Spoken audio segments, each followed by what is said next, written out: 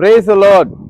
ஆண்டவர் இயேசு கிறிஸ்துவின் நாமத்தினாலே அன்பின் வாழ்த்துக்கள். இந்த நாளிலும் உங்களை சந்திப்பதை குறித்து நான் மகிழ்ச்சி அடைகிறேன். ஆண்டவர் இயேசு உங்களை நேசிக்கிறார். விசேஷமான ஒரு காரியத்தை உங்கள் மத்தியிலே சொல்வதற்காக நான் இந்த நாளிலும் வந்திருக்கிறேன். வேதாகமத்திலே தாவீது என்ற ஒரு தேவ மனுஷன் இருந்தார். அவர் எல்லாராலும் புறக்கணிக்கப்பட்டு தள்ளப்பட்டிருந்தாலும் தேவன் அவரை ஒரு இடத்திலே பயன்படுத்தினார். அவரை கொண்டு ஆண்டவர் பெரிய ராட்சதனா இருந்த, அதாவது நாட்டு ராஜாவா இருக்கிறார். அதே போல அவருடைய பயிற்சி பெற்ற படைகள் கூட பயந்து நடுங்கின இந்த சூழ்நிலையிலே அங்கு சிறிய ஒரு வாலிபனாக இருந்த தாவீது அங்கு கோலியாத் என்ற மனுஷனுக்கு முன்பாக நின்றான்.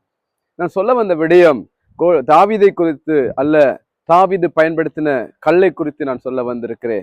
பாருங்க, தாவீது புறப்பட்டு போய் அங்கு கூழாங்கற்களை தெரிவு செய்து எடுத்தான். நம்முடைய கண்களுக்கு முன்பாக அதை கொண்டு வரும்படியாக உங்களுடைய சிந்தனையில சிந்தித்துக் கொள்ளுங்கள். அங்கு பார்த்தீர்களானால் இந்த கூழாங்கற்கள் உருளைக்கிழங்கை போல அழகான ஒரு வடிவத்தை தோட்டத்தை கொடுக்கும். ஆனால் இந்த கல் லேசா வந்து விடுவதில்லை. பாருங்க, என்னுடைய கருத்துல ஒரு கல் இருக்கிறது. இந்த கல் இது இப்படிப்பட்ட ஒரு கல்லாகத்தான் அது ஆரம்பத்திலே இருக்கும். அது பார்த்தீங்கன்னா அது முரடாக, அது மற்றவர்களால் புறக்கணிக்கப்படத்தக்கதாக, பயன்பட முடியாத ஒன்றாக இருக்கக்கூடிய ஒரு கல்லாக இருக்கும்.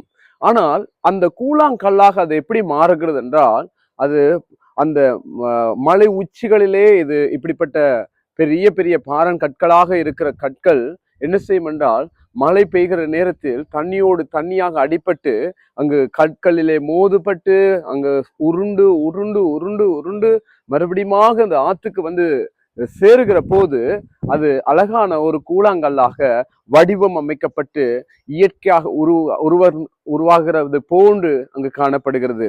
நான் ஏன் இது உங்களுக்கு சொல்லுகிறேன் என்றால், அங்கு தாவீதினுடைய கையிலே அங்கு ஒரு கல் தேவைப்பட்டது.